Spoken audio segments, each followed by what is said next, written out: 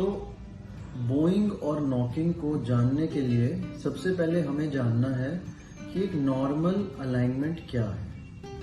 तो normal alignment में दोनों लेग्स सीधे हैं, यानी कि तीनों जॉइंट लेग्स के, लोअर लिम्स के, हिप, नी और एंकल एक ही लाइन में है। इसके अलावा कोई भी अलाइनमेंट इज एबनॉर्मल। जैसे कि मैंने बताया कि नीज का पास आना नॉकिंग और नीज का दूर जाना बोइंग होता है। इनको साइंटिफिकली नॉकिंग को जीनू वाल्गम और बोइंग को जीनू वारम कहते हैं।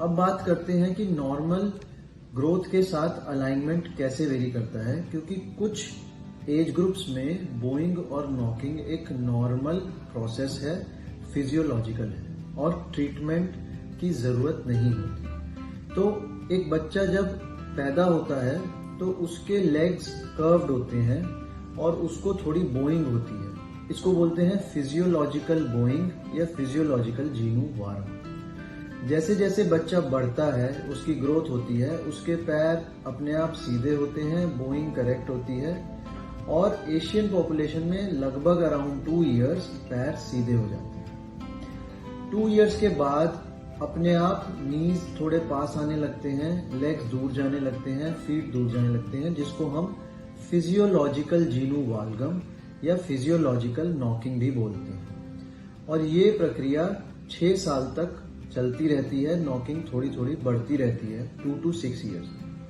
6 इयर्स के बाद नॉकिंग थोड़ी कम होती है और अराउंड 8 to 9 इयर्स में एक अडल्ट अलाइनमेंट आ जाता है, जिसको 5 to 7 डिग्रीज ऑफ वाल्गम या 5 to 7 डिग्रीज ऑफ नॉकिंग भी कहते हैं। तो ये है एक नॉर्मल अलाइनमेंट। अगर कोई बच्चा 2 साल से पहले बोइंग के साथ आता है और उसको कोई क्लिनिकल कंप्लेंट नहीं है, कोई सिम्टम या साइन विटामिन डी की डेफिशिएंसी का, रिकेट्स का नहीं है, तो उसको ट्रीटमेंट की आवश्यकता नहीं है। और अगर कोई बच्चा 2 से 6 साल में नॉकिंग के साथ आता है, एक फिजियोलॉजिकल रेंज की नॉकिंग के साथ आता है उसके एज ग्रुप की, और उसको कोई साइन और सिम्टम नहीं है विटामिन डी डेफिशिएंसी का, तो उसको भी सिर्फ ऑब्जर्व करना है, फॉलो करना है, उसको भी ट्रीटमेंट की आवश्यकता नहीं है। धन्यवाद।